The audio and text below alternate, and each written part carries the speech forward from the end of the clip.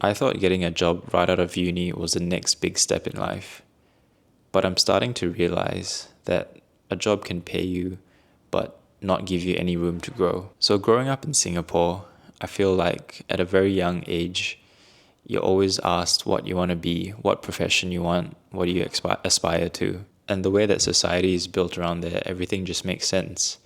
You grow up, you go to school, you work hard, you get good grades, you get into uni, and then you start working, and you're automatically supposed to be fulfilled with life. You sort of just follow this path because that's what you're just born into, that's your environment, and everyone around you is doing the same thing. University felt like a huge ramp forward, and it made sense at the time. Everything that you've been doing for the past 10, 15 years have all been building towards getting into university. You're in there with people exactly like you, trying to figure things out, and you're constantly being challenged mentally and socially, so your brain always feels switched on. Now, don't get me wrong, I think some university courses do oversell what work is and how this translates to the real world, but I think there is still merit to them. But once you're in there, it sort of feels a bit flatter than expected.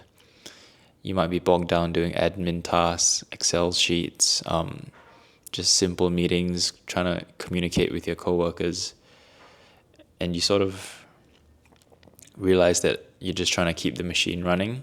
It's not terrible, it's not evil, it's just a little bit smaller than you might have expected at the start. And I understand that work is not meant to be exciting every day, every second. But I think it's this difference in feeling that a lot of people are facing. Apparently, there's a word for this feeling: underemployment. Not unemployment, underemployment. It's when you're technically working, you're earning money, you have a job title, but the role isn't really using the skills, education, or potential you've been building towards. And I think that's why it feels so strange.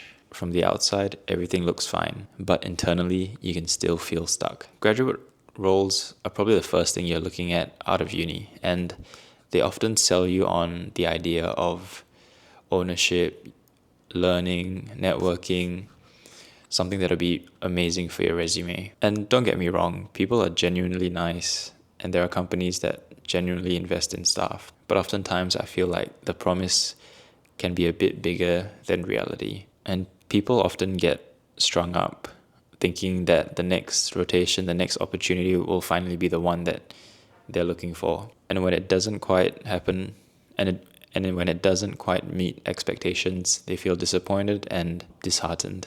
I think it's also important to look at the current job market and see that junior roles are extremely, extremely competitive. You often get hundreds, maybe even thousands of applicants per role for a graduate role, and everyone's sort of stuck in the same boat. So people are accepting any job that they can get.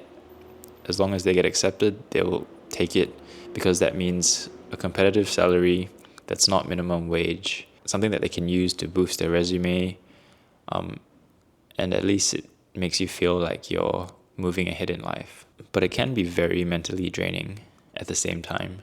And after a couple months, years, just getting the monthly payslip isn't the same as growing and realizing your full potential.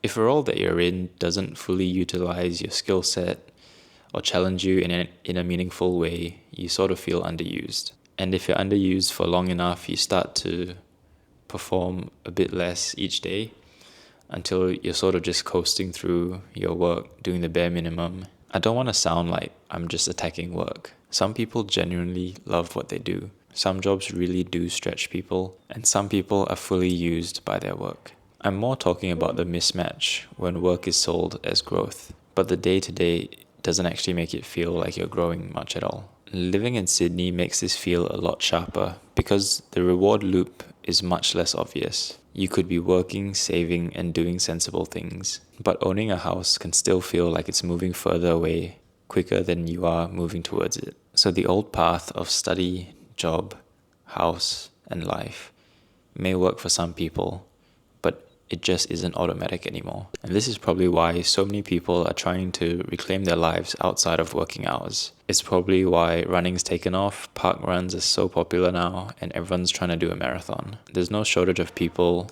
looking at side projects, AI hustles, running small businesses, or just learning random skills online. On the surface, these look like hobbies and side quests that people like to do in their free time. That's why I'm trying things outside of work: AI, OpenClaw, squash, YouTube, and health. I'm not good at all of them yet.